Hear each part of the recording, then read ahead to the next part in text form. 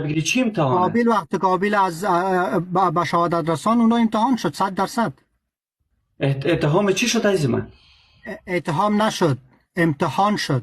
خب امتحانی که برو خواهر زیبایت را هر کدامتان گرفتی امروز سکس کنی، الله نمیدانست که میره به خاطر خواهر زیبای خود برادر خود میکشه. به مو خاطر خداوند میدانست نمیدانست عزیز من؟ مقبول و عزیز من قبل از عمل الله میدانست که قابیل آبیل را میکشه، میدانست یا نمیدانست؟ همه چیز خداوند پس چرا امتحانشان کرد؟ عقل داده به انسان، عقل داده. پس چرا امتحان کرد که بدانه؟ برای این که بدانه. بیبی گفتم که انسان به انسان عقل داده با وجود خداوند. سوال من دیگه چیز است، من نگفتم به انسان عقل داده یا نداده. قابیل آبیل را میکشه، الله میدانست که قابیل به خاطری که با خواهر خود سکس کنه برادر خود میکشه.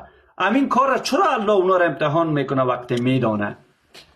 امتحان به خاطر زندگی ابدی، جنت و دوزخ. خب میدانست دیگه، خب چرا امتحان کرد؟ مثلا من از تو امتحان میگیرم که باش تو میدانی نمیدانی. علت امتحان این است که من مطمئن شوم که تو میتانی یا نمیتانی، توانایی داری یا نداری. الله نمیدانست که قابیل به خاطر خواهر نازنین خود که بر امرش همبستری کنه برادر نازنین خود را میکشه. ما باید چی میگنش به سخنهای دکتر زاکر نایک باید رجوع بکنم که میگن وقتی که یک انسان، یک معلم امتحان از یک شاگرد میگیره، شاگرد لایق و به حساب تنبل خود 100% تشخیص میده و میفهمه قبل. نه این به خاطر نه جانم، ایجاب مالکشی سخنهای زاکرتان هست. بله. مسئله معلم فرق میکنه. چرا؟ چون شاگرد فردا روز به معلم خود میگه که من از اون آقا کرده زیاد آمادگی امکان داشت گرفته بودم. 100% انسان هم بله.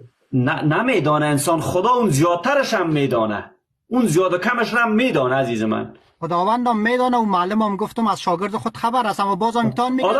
حالا بر علاوه از اینکه اینها سکس خانوادگی داشتن، جان دلم یک رزه، شما پدر و مادر اولتان مشرک بود، آدم و حوا که مشرک بودن.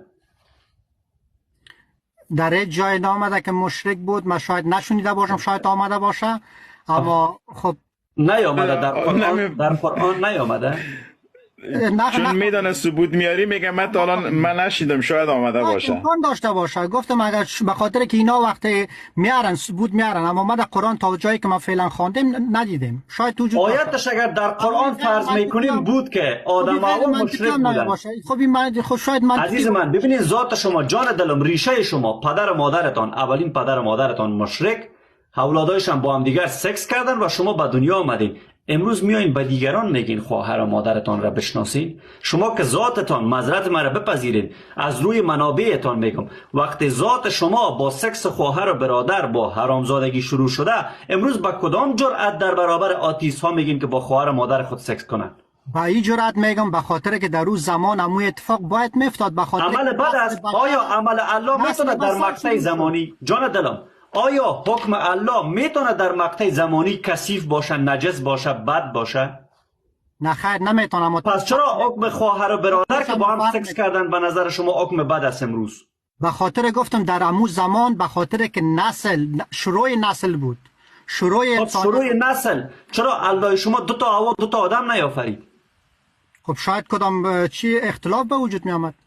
اختلاف چی به وجود می آمد؟ پس کمبود متریال بوده کاوشان، کمبود تشکر عزیز من، تشکر.